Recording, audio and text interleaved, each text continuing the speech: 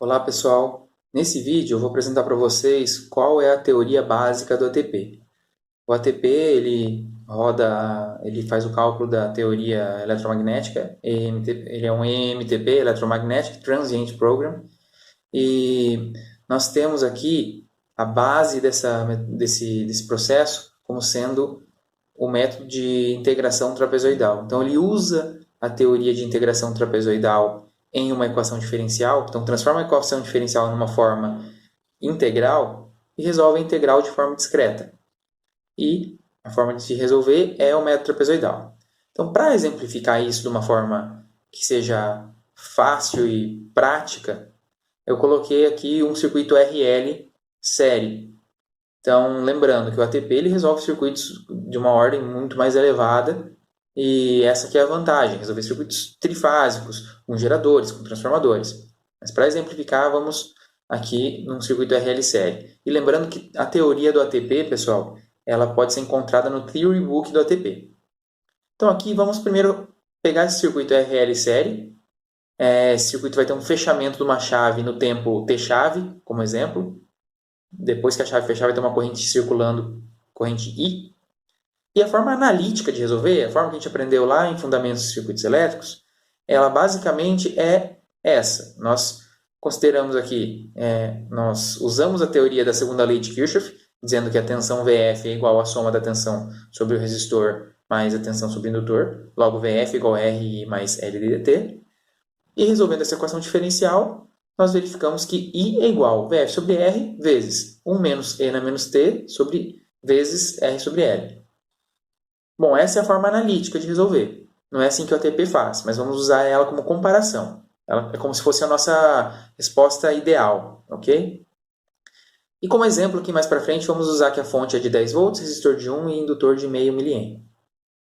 Bom, como o ATP resolve? O ATP ele recebe os dados numa forma de cartão e ele basicamente arranja os elementos, os resistores, os indutores, resistores, capacitores, da forma com que eles forem montados no circuito. E para uma análise nodal, ele resolve o circuito. Mas antes de resolver, antes de agrupar tudo isso, ele precisa discretizar os elementos. Então, o primeiro passo que ele faz é discretizar o resistor e o indutor. Então, vamos lá. O resistor ele é um elemento que não depende de valores anteriores. Isto é, tensão é igual a resistência vezes corrente. E ponto final. A tensão sobre o resistor é resistência vezes a corrente. Logo, corrente é igual a V sobre R. O resistor é bem tranquilo. Já o indutor, ele é um elemento diferencial aqui, né? Ele tem uma derivada. Então, V é igual a L dI dt. Então, a equação discreta é obtida com base nessa equação. Eu preciso usar ela porque ela é a equação que rege a física do indutor. Bom, nós aqui no ATP vamos usar uma equação, um método de integração para resolver essa equação. Bom, então para isso, vamos multiplicar os dois lados dessa equação por dt. Então, multiplicando por dt e dt aqui. Fazendo essa multiplicação, nós ainda vamos integrar o lado direito e o lado esquerdo. Então, essa é a formulação base, integral dos dois lados. Esse dt e esse dt se anulam, né? Então, sobra essa equação aqui. Vejam que desse lado tem uma integral de v e desse lado tem uma integral de di, que basicamente é i, certo? Então, nós temos aqui integral de v dt é igual a li, só substituindo os i's. Então, falta eu calcular essa integral de v. Para calcular essa integral, então, nós vamos aplicar o método de integração trapezoidal. Esse método é visto nos cursos de cálculo numérico. Então, aplicando o método trapezoidal para a resolução, a nossa resposta fica assim. Beleza? Então, para resolver essa integral, nós aplicamos este método. Já vamos ver ele em mais detalhes mais para frente. Mas vamos lembrar de uma parte de integral. Integral é a área abaixo da curva. Então, eu tenho aqui uma curva como essa. A integral, a área abaixo dessa curva, é tudo isso onde eu estou passando o mouse. Mas vejam que se eu adotasse um método simplificado como esse, que é o método trapezoidal, eu poderia considerar que abaixo desse trapézio é a minha área. Vejam que essa área abaixo do trapézio não é a área abaixo da curva. Mas se eu considerar que for, então eu estou usando um método trapezoidal para calcular a área. Vejam que dessa forma fica fácil de calcular. Eu não preciso fazer o cálculo da integral. Eu uso base, que é B menos A, base B menos A, vezes altura. A altura, no caso do método trapezoidal, é a média dos valores. FA mais FB dividido por 2. Então, esse é o método trapezoidal. Bom, a resposta não fica muito legal, né? Vejam que está bem diferente da resposta da área abaixo da curva, que seria essa área aqui para baixo. Mas e se nós fizéssemos este processo? Se nós dividíssemos, segmentássemos esse intervalo em vários trapézios. Vejam que quanto mais trapézios eu usar, mais próxima vai ser a área do conjunto de trapézios em relação à área verdadeira. Então, aqui é muito importante ter esse conceito de passo de integração bem claro, já desde agora. Porque nós temos esse H aqui, por exemplo, como sendo a largura. Vejam só, quanto mais trapézios eu usar, menor vai ser o H.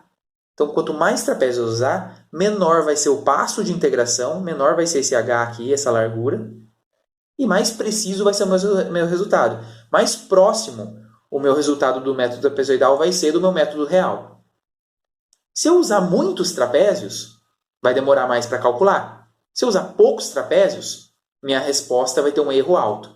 Então, aqui você tem que fazer uma escolha adequada, uma escolha que te dê uma resposta boa dentro de um erro aceitável.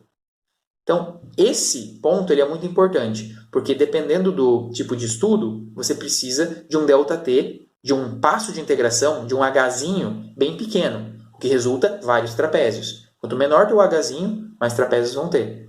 Vamos dizer que vocês vão fazer um estudo de descarga atmosférica, um raio em uma linha de transmissão.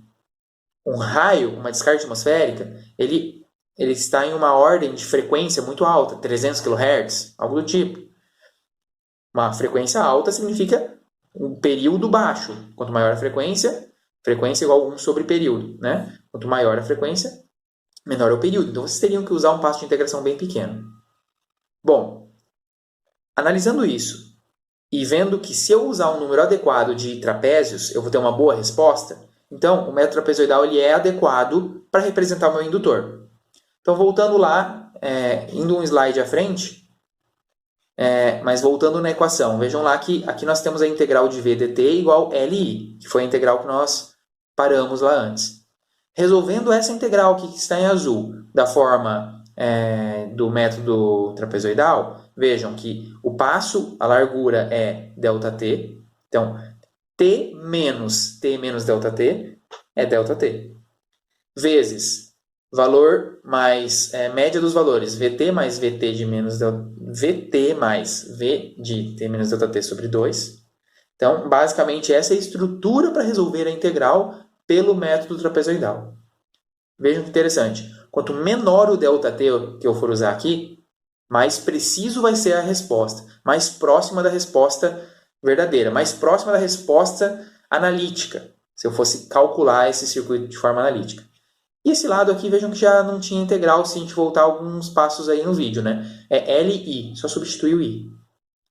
Bom, então se eu isolar o Izinho, eu vou ter que Izinho é igual a tudo isso aqui, e Izinho é igual a ΔT sobre 2L vezes VT. Vejam só, ΔT sobre 2L multiplica VT. Logo, 2L sobre ΔT é como se fosse uma resistência. Ok? Porque a relação V é igual a R vezes I, certo? Ou I é igual a V sobre R. Então, essa parte aqui, 2L sobre dt, é como se fosse uma resistência. E essa parte em vermelho, mais ΔT sobre 2L vezes V de T menos ΔT mais I de T menos ΔT, é uma parte que depende de um valor anterior. Vejam que é T menos ΔT. É um valor anterior, um valor passado. Então, o que está em vermelho aqui, ó, nós vamos chamar aqui de corrente histórica, um I maiúsculo. Basicamente, é a corrente anterior. Então, para resolver a corrente no indutor, eu preciso saber a tensão que está sobre o indutor nesse momento e eu preciso saber qual que é a corrente histórica. A corrente histórica, ela depende da tensão anterior, né? E da corrente anterior, da corrente e da tensão no passo anterior. Então, sempre que eu fazer um cálculo, eu preciso guardar a informação para usar no próximo cálculo. A cada ΔT, eu vou fazer um novo cálculo. Então, vejam que interessante essa equação final. Corrente que passa no indutor é igual a alguma coisa, uma constante vezes V, Lembra que eu falei para vocês? V dividido por resistência, no caso seria o 2, a resistência 2L sobre dt, mais corrente histórica. Então, essa primeira parte é justamente essa parte aqui. É o que relaciona tensão com corrente. A corrente no tempo t e a tensão no tempo t. E essa aqui é a corrente histórica, que é essa parte aqui, é assim que eu calculo ela. Então, a corrente histórica é como se fosse uma fonte de corrente. Então, o circuito que representa o indutor é isso aqui. A corrente que passa no indutor é a tensão no indutor dividido por isso, mais a corrente histórica. Então, agora eu sei representar o indutor e sei representar o resistor da forma discreta usando o método trapezoidal. Então, nós vamos para a próxima parte. Nós pegamos o circuito inicial, que é o nosso ponto de partida, substituímos o resistor da sua forma discreta, que no caso é só R mesmo, e substituímos o circuito que representa o indutor, que é essa parcela resistiva, mais essa fonte de corrente, que é a corrente histórica. E, de novo, nós podemos usar um método conhecido aí para resolver. Então, vamos usar aqui, por exemplo, nesse exemplo, a primeira lei de Kirchhoff no nó 2. Então, corrente que entra é igual a corrente que sai. Corrente que entra é V1 menos V2, e no caso V1 é a tensão da fonte, né? Então, VF menos V2 dividido por R é igual a corrente que sai do nó, corrente histórica, mais V2 menos 0 dividido por essa resistência. Logo, isolando o V2, eu tenho essa expressão. Então vejam que para calcular V2, eu preciso saber a corrente histórica. E a corrente histórica, ela é calculada dessa forma aqui de baixo. Eu preciso saber qual que era a tensão antes, no passo anterior, e a corrente no passo anterior. No caso, como a chave estava aberta, essas tensões, essa tensão e essa corrente eram nulas. Então eu posso resolver meu circuito. Então, para resolver esse circuito, eu preciso fazer um processo iterativo. Preciso fazer vários cálculos. Primeiramente, eu preciso calcular o V2. O V2 depende de uma série de parâmetros, R e L, que eu conheço, do valor anterior, o valor passado. O valor passado, como a chave estava aberta, o valor passado é 0. Após calcular o V2, eu posso calcular a corrente. Corrente é VF menos V2 sobre R. Depois de calcular isso, eu posso calcular agora sim a minha corrente histórica, que depende de V2 e Izinho, como a gente viu numa parte anterior, porque agora, calculando a corrente histórica nesse momento, eu vou usá-la no próximo passo. Então, cada novo passo vai depender de uma informação atual. O valor atual que eu calculo vai ser base para o próximo cálculo. Assim, eu resolvo qualquer circuito de qualquer ordem. Esse é um processo simplificado. Deixa eu exemplo simplificado do método. Então, o método lá usado no EMTP, ele usa uma análise nodal. Ele faz isso usando matrizes. Então, no livro do Zanetta, é um livro da editora da USP, é um livro de transitórios eletromagnéticos, ele também apresenta essa parte. No Theory Book do ATP, também apresenta essa parte. Então, é um negócio bem interessante de estudar. Coloquei um exemplo bem simples, pessoal, só para mostrar para vocês como funciona. Mas vejam que esse processo é feito iterativamente. Então, calculando V2 Izinho Izão, V2 Izinho Izão, várias vezes, a cada passo ΔT, de forma a ter minha resposta. E vejam que eu não precisei resolver uma equação diferencial. Claro, nesse exemplo em específico, um circuito RL série ele é simples de resolver de forma analítica. Mas um circuito grande, ele já é mais difícil de resolver de forma analítica. E a solução no ATP ela se torna bem atrativa. Bom, aqui eu deixei um código que pode ser implementado em C, em Scilab. Esse é o código basicamente resolvendo essas equações V2, Izinho e Izão. Se alguém tiver interesse em colocar esse código num Scilab aí, podem replicar ele lá e ver a resposta. Essa resposta ela tem que bater com o ATP.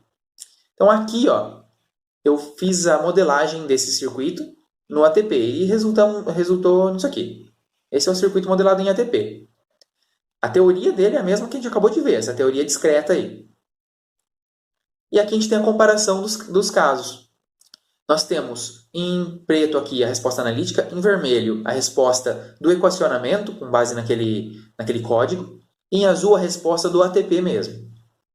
Vejam, como eu comentei para vocês lá naquela parte dos trapézios. Quanto mais trapézio eu usar, quanto menor for o passo de integração, mais próxima vai ser a resposta do ATP e do método EMTP ali com a equação analítica. Vejam que nesse caso eu usei um ΔT, eu usei intervalos de cada trapézio sendo de 1 e na menos 7. Isso quer dizer que é de 0,1 microsegundos. São intervalos muito pequenos. Quando eu fiz isso, muito pequenos para o estudo que eu estou fazendo, muito pequenos para esse circuito. Se eu fosse analisar uma descarga atmosférica, aí já não. Okay? Então, tudo depende do estudo, do foco do estudo. Então, para esse estudo, um ΔT de 1n-7, ele é bem pequeno. E vejam que a resposta analítica da equacionamento e do ATP deram em cima. Vejam agora, se eu mudasse o ΔT para 1n-5, o que é 10 microsegundos, vejam que agora a resposta analítica dá uma coisa. A resposta do ATP e do equacionamento deram iguais, porque é o mesmo método, só que elas deram diferentes da analítica. Porque eu aumentei o passo e começou a dar erro. Agora, se eu aumentar o passo mais ainda, para 2n-4, vejam que até sai do zoom, quase sai do zoom, está aqui na beiradinha. Mas notem que quando eu dou o zoom aqui, essa parte até some.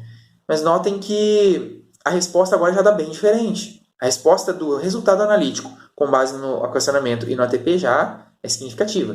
E se eu aumentasse mais ainda o passo, olha como a resposta é diferente. Então, a escolha correta do ΔT é extremamente importante em qualquer estudo. Então, é isso que eu queria passar para vocês, mostrar qual que é a teoria que, basicamente, ela é fundamentada na solução das equações com base na integração trapezoidal.